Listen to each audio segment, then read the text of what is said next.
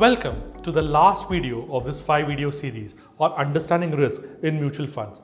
In this video, we'll look at beta and alpha. Risk parameters in mutual funds. Let us study beta in details. Beta is a measure of volatility or systematic risk of a security or a portfolio compared to the market as a whole. Beta for the market or benchmark is always taken as 1. Values of beta. What values can beta have? Actually, beta can have any value on the number line. Positive, negative as well as 0. Beta is greater than 1. This means that the portfolio will be more volatile than the market or its benchmark. Example, if beta is 1.5 and market returns are 10%, then the expected returns of the portfolio would be 15%. This is also true on the negative side.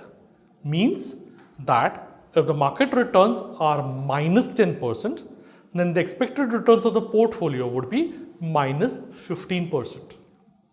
As stated earlier, this portfolio is showing higher volatility than the market returns. This portfolio is ideal for investors with medium to high risk profile. Beta is equal to 1. This means that the portfolio will be as volatile as the market or its benchmark. Example, if beta is 1 and market returns are 10%, then the expected returns of the portfolio would be 10%. And if the market returns are minus 10%, then the expected returns on the portfolio will also be minus 10%. As stated earlier, this portfolio is showing the same volatility as of the market returns. This kind of portfolio is ideal for investors with medium risk profile. Beta less than 1. This means that the portfolio will be less volatile than the market or its benchmark. Example, if beta is 0.75 and the market returns are 10%, then the expected returns of the portfolio would be 7.5%. And if the market returns are minus 10%, the expected returns of the portfolio will be minus 7.5%. As stated earlier, the portfolio is showing lesser volatility than the market returns. This kind of portfolio is ideal for investors with low to medium risk profile. Points to be remembered. No beta is good or bad. We cannot say that this is a good beta and that is a bad beta. Beta standalone has no significance at all. It should always be seen in conjunction with the market outlook for the near future.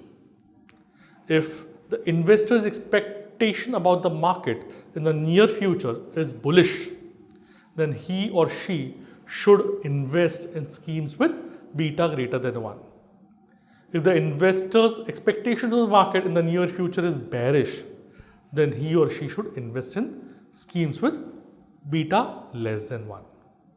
Average beta category wise. The following graph depicts average beta for various mutual fund categories. This data is an industry average. If the investor's expectation about the market in the near future is bullish, then he should invest in categories with high beta like banking, large caps, mid caps, etc. While if his outlook towards the market is bearish, he should invest in categories like value, energy, etc.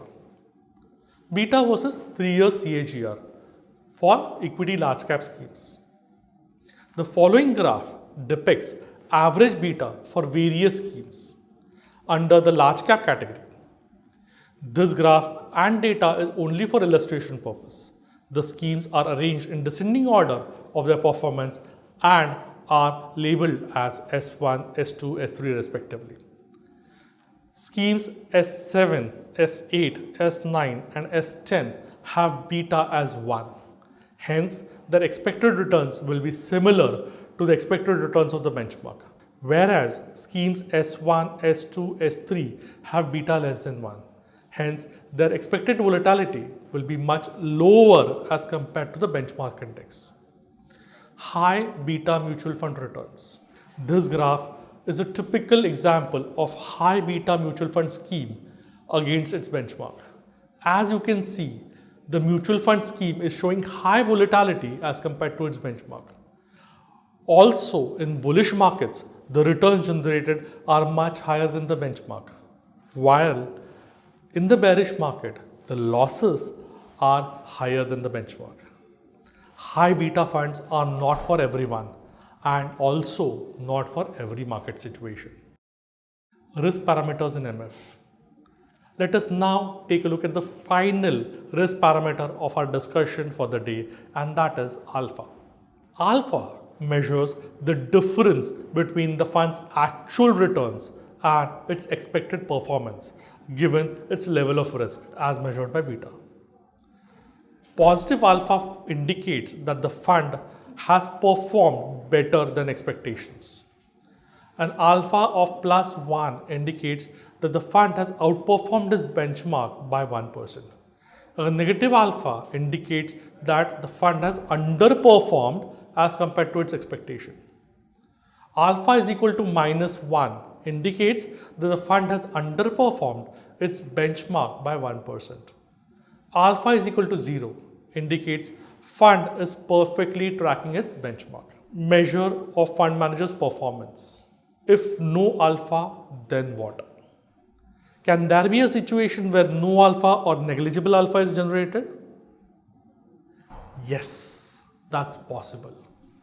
As markets mature, alpha generation becomes more and more difficult. If alpha is negligible or 0, investors would tend to move to ETFs. Average alpha category wise. As you can see in this graph, except value as a category, no other category has been able to generate positive or any significant alpha in the set time period. Alpha versus 3 years CAGR equity large caps. This graph of alpha 3 year CAGR for equity large cap schemes. Even in such a time period where most of the funds have not been able to generate alpha or any significant alpha, scheme S4 has been able to generate the highest alpha of 3.38. In the top 10 schemes ranked as per 3 year CAGR, 6 schemes have positive alpha, 3 schemes have negative alpha, while 1 scheme the alpha is 0. Out of a total of 84 schemes under consideration in large caps, 73 schemes, that is 87%, have negative alpha. Let us now summarize our discussion. First, looking at only returns is not advisable. Second, selecting products only basis lowest risk is also not advisable. Third, identify products with good returns and amongst them choose products with lower risk.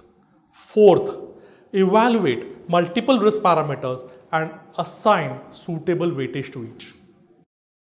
With this, we conclude this video module on understanding risk parameters in mutual funds. Thank you so much for watching all the videos. Your support means a lot to us. Kindly watch all the 5 videos to complete this module. We will then send you a course completion certificate. In case of any queries, you can get in touch with us. Thank you once again.